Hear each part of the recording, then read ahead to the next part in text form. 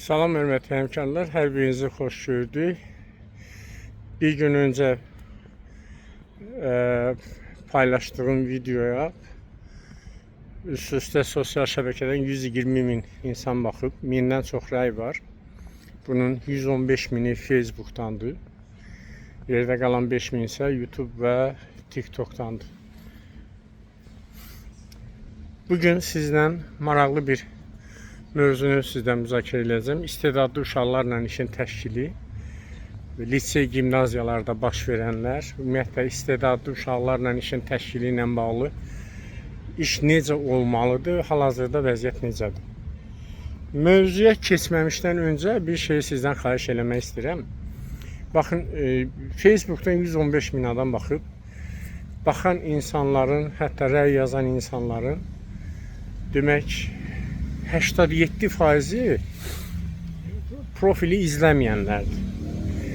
Bu kimi təhsillə bağlı problemlər, digər məsələlər ki, bu videoları xahiş edirəm qarşıda çıxanda izləmə işarəsini vurun, orada izləyin. Eyni zamanda orada əlavə olaraq bütün videoları izləyin işarəsinə vurun. Çünki bu videoların davamı olacaq. Eyni zamanda YouTube'dan da kanala abunə olun və bütün videoları seçin. Eyni zamanda da TikTok'dandır. Bugünkü mövzumuz sizinlə dediyimiz kimi istedadlı uşaqlarla işin təşkilidir. Bilirsiniz ki, bizdə istedadlı uşaqlarla işin təşkili konkret bazara dönüb. Bəs istedadlı uşaqlarla iş necə təşkil olunmalıdır? Real vəziyyət budur ki, özdə bilirsiniz, bizim Həzrət dedi ki, tezliklə 100 lisey gimnaziyalarını sən 100-ə çatdırmaq istəyirik. Bu məktəblərin bağlanması hesabına olur. Əvvəla çox yanlış addım idi ki, lisey gimnaziyalarda ibtidai təhsil səviyyəsi dayandırıldı. Hətta qanunvericilikdə də belədir ki, orada biz bilirsiniz lisey demək texniki, təbiət, humanitar və idman sahəsində istedadlı uşaqlar üçün olan ümumi təhsil məktəbidir. Gimnaziya isə yalnız humanitar, incəsənət və şahmat yönlü. Düzdür, incəsənət və şahmat yönlü gimnaziyalarda ibtidai təhsil səviyyəsi var. Amma humanitar təmayüllü gimnaziyalarda demək ibtidai təhsil səviyyəsi aradan qaldırılıb. Məhz nəzərə alsaq ki, lisey gimnaziyaların böyük bir hissəsi məhz Bakı şəhərində Abşeron yarımadasında yerləşir. Burada ibtidai təhsil səviyyəsinin dayandırılması digər məktəblərdə şagird sıxlığına gətirib çıxartdı. Bu məsələnin bir tərəfi. Digər bir tərəf isə ondan ibarətdir ki, biz beynəlxalq bir təcrübəyə baxaq görək. Lisey, gimnaziya, ümumiyyətlə istedadlı uşaqlarla iş necə təşkil olunur? Beynəlxalq təcrübədə, ümumiyyətlə pedaqogikada belədir ki, istedadlı uşaqlarla işin təşkili erkən yaşlı, 3-6 yaşdan başlayır. Yəni bu deməkdir ki, lisey, gimnaziyaları biz 12 illik təhsilə keçirdə bilərdik, eləmədik, bu məsələnin bir tərəfi. Hətta məsələn, fizika, riyaziyyat, informatika təmayüllü, kimya, biologiya təmayüllü məktəblərdə artıq bilirsiniz, digər siniflərə qəbul dayandırılıb. Keçən il ki, yəni bu ilin may ayında olan biabırçı olayı da gördünüz ki, hansı ki təhsil institutu sınaqlar keçirdir və qəfil bir həftə ərzində qayıtdı ki, ancaq 6-cı sinifə qəbul olunacaq uşaqlar və növbəti ildən də özlərinin bu axmaq və necə deyim, absurd fikirlərini həyata keçirmək istəyirlər. İnşallah ki, o vaxta qədər bunlar təhsil sistemində qalmayacaqlar və IQ qabiliyyətini ölçən beynəlxalq düsturlar var. Mən istəyirəm ki, bax buradan baxan bunlar özləri də baxsınlar, istedadlı uşaqlarla işlə bağlı. Beynəlxalq düsturlar var. Deyək ki, 2+, yəni yuvarlaq şəkildə deyirəm, 2+6, +17, +50, +25. Nə deməkdir bu? Demək, dünyada IQ qabiliyyətini ölçən testlərlə bağlı 2% istedadlı şəxs sayılır. 6% yüksək bacarıqlı şəxslər sayılır. 17% sadəcə bacarıqlı şəxslər sayılır. 50% orta səviyyəlidir. 25% isə IQ qabiliyyəti olmayan və yaxud da çox aşağı olanlar sayılır. Litsey gimnaziyaların işi də istedadlı uşaqlarla işləməkdir. Yəni o 2% işləməkdir. Bilirsiniz, əvvəl belə deyək, xüsusən də Mikayıl Cabbarovun vaxtında nazir olduğu vaxtda və yaxud da Ceyhun Bayramovun nazir olduğu vaxtda olimpiadalar, fən olimpiadaları və s. bunlarla bağlı biraz şəffaf mühit yaradıldı. Amma sonra son illərdə öz görürsünüz, o sahə də bazara dönür. Amma reallıq odur ki, əgər biz istedadlı uşaqlarla işi düzgün təşkil etmək istəyiriksə, mən üzümü buradan tuturam o istedadlı uşaqlarla işi təşkil edən bəylərə. Siz təhsil inkişafı üzrə dövlət strategiyasını hər halda oxumusunuz da və təhsil inkişafı üzrə dövlət strategiyasının ikinci istiqamətində göstərilir ki, nəzərdə tutulmuş hədəf və tədbirlərdən biri də istedadlı uşaqlarla işin təşkilidir. Və istedadlı uşaqlarla işin təşkili ilə bağlı metodologiyaların hazırlanmasıdır. Və demək, burada da prezidentin 19 yanvar 2015-ci il tarixli 995 nömrəli sərəncamı var.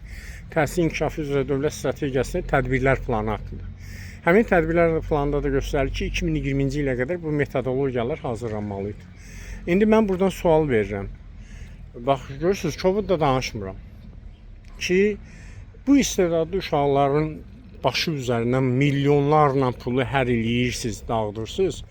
Bəs niyə bu metodologiyalar hazırlanmadı? Təhsil institutu işi gücü lisey gimnaziyalara imtahan keçirməlidir. Bilirsiniz, lisey gimnaziyalarda vəziyyət nə qədər bərbaddır. Müəllimlərin elementar, yəni 18 saatı dərs yükü verilməyib, ayrı-ayrı kurslardan, FETÖ şəbəkəsindən kütləvi şəkildə demək, kurslardan birbaşa lisey gimnaziyalara müəllimlər təyin olunur. Təsəvvür edirsiniz. İndi bu yaxşı istedadlı uşaqlarla iş, yəni vəziyyətin nə qədər bərbad olduğunu görürsünüz və lisey gimnaziyalarla iş konkret bazardır. Bazardır. Gördünüz, Bakı mərkəzində 24 nömrəli məktəbidir, yoxsa 26 nömrəli məktəbi birləşdirib hansısa gimnaziya ilə, yəni humanitar təmayüllü gimnaziya ilə birləşdirdilər. Yəni bunu da şahidi oldunuz. Bu sahədə bazarın real nümunəsi də elə may ayında demək, lisey gimnaziyaları imtahanları keçirdən demək, təhsil institutudur. Sonra da elan elədi ki, suallar sızdırılıb. Sualı hazırlayan da siz, imtahanı keçirdən də siz. Buradan milyonlarla pulu qazanan da siz. Və necə ola bilir ki, suallar sızdırılır? Orada da bildiniz, 350 uşaq çağırıldı. Onlardan 300-ü ümumiyyətlə nəticələr ləğv olundu. 50 nəfər uşağın nəticələri yenidən bərpa olundu. Məsələ burada imtahandan bilirsiniz büdcədə nə qədər pul silinir. Məsələn, müəllimlərin işə qəbulunun bir nəfərə 120 manatdan yuxarı pul xərclənir imtahandan. O cümlədən sertifikasiyadan. Lisey gimnaziyalarda. Bilirsiniz? Və ona görə mən həmişə təklif edirəm ki, bu imtahanlar alınsın Elm və Təhsil Nazirliyinə. Bütün imtahanlar və Dövlət İmtahan Mərkəzinə verilsin. Çünki ən azı Dövlət İmtahan Mərkəzinin bir lap ödənişli də olsa gəlib 30 manat, 40 manata başa gələcək imtahan. Amma büdcədən bunlar bir nəfərin imtahanına 120 manatdan yuxarı pul xərcləyirlər. Baxın, bu məsələnin bir tərəfi. Problemlər çoxdur. Lisey gimnaziya özünüz də görürsünüz. Lisey gimnaziyalar konkret olaraq ən çox elə bahalı repetitorlarda lisey gimnaziyalardadır və lisey gimnaziyaya gedən şəxslər hamı da repetitor yanına gedir. Yaxşı, əgər bu lisey gimnaziyalar bu qədər vəsait ayrılırsa, yaxşı lisey gimnaziyanın şagirdləri repetitor yanına gedir. Bax, bu məsələnin bir tərəfi. Bunu qoyaq kənara və mən sizlə danışmaq istəyirəm ki, yaxşı, istedadlı uşaqlarla iş necə təşkil olunmalıdır? 1. Lisey gimnaziyalarına uşaqların qəbulu 5 yaşdan, ən azı 5 yaşdan olmalıdır. Və IQ qabiliyyətini ölçən müəyyən mexanizmlərdən istifadə olunmalıdır. O cümlədən onların məntiqi təfəkkürü, məntiqi bacarığı, riyazi bacarıqları və nitq bacarıqları əsasında qoyulmalıdır. Azərbaycan dilinə sən qaydaları qoymaqla nə edəcəksən ki, bu istedadlı uşaq müəyyən eləmək üçün deyil axı bu. Sən istedadlı uşağı istəyirsənsə, onda sən onun ölçünə, o 5 yaşlı uşaqlarının və bütün siniflər üzrə qəbul olmalıdır. Lisey gimnaziyalara. Və dediyimiz kimi ilk növbədə 12 illik təhsilə və lisey gimnaziyalar keçməlidir. Publik hüquqi şəxsə də Bu barədə danışacağıq. Bilirsiniz, 2 il bundan qabaq 16 məktəb publik hüquqi şəxs elan olunub. Amma demək hələ də sıfır nöqtəsindən tərpənməyib. 5 yaşdan başlayaraq lise gimnaziyalara qəbul olunsun. Uşaqların lise gimnaziyalara qəbulu dediyi onların riyazi təfəkkürü, məntiqi bacarıqları və o cümlədən nitq bacarıqları, yəni özünü sərbəst ifadə etmək bacarıqları və o cümlədən də psixoloji dayanıqlığı ölçülsün və artıq 5 yaşdan başlasın və dediyimiz kimi bir də hər sinif üzrə qəbul, belə deyək ki, bir də təzədən 5-ci sinifdə bir də qəbul elan olunsun. Təbii ki, 11-ci sinifdə bir də qəbul elan olunsun. İstedadlı uşaqlarla iş sistemi yəni təhsil institutunun manipulyasında qalmamalıdır. Təhsil institutunun işi istedadlı uşaqlarla işlə metodologiyalarını hazırlasın. Baxın, yadınıza salın, Sovet dövründə olan və yaxud da ki, hətta müstəqilliyimizin 1-ci 10 ilində olan dərsliklərin arxasında çətinliyi artırmış məsələlər vardı. Və bir məsələ ilə bağlı riyaziyyatdan, bir məsələ ilə bağlı bir ay adam fikirləşirdi. İndiki bizim dediyimiz bu məntiq məsələlərdir və yaxud da riyazi məntiqləridir. Amma reallıq ondan ibarətdir ki, bu qədər işlər görülür və dırnaqarası görülür. Əslində bu işlərin arxasında böyük milyonlarla pullar xərclənir. Amma heç nə də ortada yoxdur. Yenə mən sual verirəm. Əgər lisey gimnaziyalar çox belə şeydirsə, belə deyək də, işlər görürsünüzsə bu sahada, bəs niyə lisey gimnaziyada olan bütün uşaqlar hamısı demək şeydir, belə deyək, repetitor yanına gedir. Görün nə qədər bilmirəm, ad tapa bilmirəm. Mən söz vermişəm, danışmayacağım, bunlara layiq olduğu dildə danışmayacağım. Baxın, humanitar təmayüllü gimnaziyaya riyaziyyat müəllimi rəhbərlik edir. Fizika, riyaziyyat, informatika təmayüllü liseyə Azərbaycan ədəbiyyat müəllimi rəhbərlik edir və s. Və hara baxsan, yəni kimin tanışa hardadsa, kimi harda qoymaq lazımdırsa, bu şəkildə qoydur. Bu nədir? Əgər sən doğrudan da istedadlı uşaqlarla işləmək istəyirsənsə və əgər sən doğrudan da istedadlı uşaqlarla işə həyata keçirirsənsə, heç bir də sən kadr təyinatına baxala. Və FETÖ qruplaşmasını kütləvi şəkildə lisey gimnaziyalara gətirməyin adı nədir? Necə ola bilir ki, müəllimlərin işə qəbulunu elan edirsən, kurs müəllimlərini kütləvi şəkildə sən lisey gimnaziyalara gətirirsən? Bax, məsələnin başqa bir tərəfi.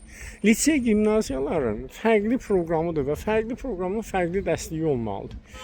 Necə ola bilir ki, lisey gimnaziyada olan işləyən müəllimlərin ayrı-ayrı kurslar üçün ya fərdi qaydada yazdığı vəsaitlər əl gəzir bazarda, əl axtarılır. Amma lisey gimnaziyaların özlərinin dəstəyi yoxdur. Yəni bu necə qayıdıb deyə bilərsiniz ki, biz lisey gimnaziyanı iş görürük. İndi birazdan başlayacaq sınaqlar. Sınaqlar. Filan qədər pulu verginə, geç sınağa, sonra da ki, imtahanda həmin sınaqlar tipində testlər düşməsin. Yəni açıq bazardır, bu sahə bazardır. Yəni lisey gimnaziya ilə bağlı əgər istedadlı uşaqlarla iş istəyirsə, birinci növbədə metodologiyalar hazırlanmalıdır. Hələ istedadlı uşaqlarla iş bilirsiniz, hər il qrant müsabiqəsində neçə boş, mənasız layihələrə pul ayrılır. Siz bilirsiniz ki, hər il təhsil institutu nə qədər vəsait ayırır ki, istedadlı uşaqlarla işlə bağlı təlimlərə. Amma heç nə yoxdur ortada. Niyə yoxdur? Çünki bu hamısı bilir ki, apqatdır da, bu pullar sililir. Reallıqda da heç bir iş görülmür. Bizim baş şovmen də çıxır, başlayır danışmağa və sonunda da hər şeydən danışır, heç nə danışmır. O baxımdan siz necə fikirləşirsiniz? İstedadlı uşaqlar necə aşkara çıxarılmalıdır? İstedadlı uşaqlar lisey gimnaziyalara necə demək qəbul olunmalıdır? Bax, bizim ölkədə təqribən 3400 məktəbimiz, yəni 4400 məktəbdən təqribən 3400 məktəbimiz tam orta məktəbdir və hər 10 məktəbin 4-ündə təmayüllü siniflər var. Məsələ təmayüllü siniflərdə istedadlı uşaqlarla iş qurmaq üçün idi də. Görürsünüz orada proqram fərqli, amma dərsliyi tamamilə adi uşaqlar üçün olan məktəbdir. Axı istedadlı uşaqlarla işləyən şəxslər ən az əmək haqqında 15% artım olmalıdır. Biz niyə bunu eləyə bilmirik? Aydındır? Hə, bu baxımdan fikri çox mənim üçün maraqlıdır. Sizin fikirləriniz necədir? Əvvəla videonu paylaşmağı unutmayın. Bir də izləmə düyməsini vurmağı unutmayın. Və siz necə düşünürsünüz? Bizim təhsil sistemimizdə, ümumi təhsildə istedadlı uşaqlarla iş necə qurulur? Qurulurmu? Sizin təklifləriniz nədir? Bax, bu sahada çox istərdim ki, rəy bölməsində yazın və dediyim kimi videonu digər yoldaşlara da göndərməyi unutmayın. Bir də rəy bölmələrində yazın. Mən rəyləri oxuyuram demək olar ki, bacardığım qədər cavab yazıram və hansı mövzuları istəyirsiniz, biz sizinlə buradan bu videolar vasitəsilə müzakirə edək. Təşəkkür edirəm hər birinizə. Kanala abunə olmağı, Facebookda izləməyi, vurmağı unutmayın və videonu da paylaşmağı unutmayın. Fikirlərinizi rəy bölməsində gözləyirəm. Uğurlar hər birinizə.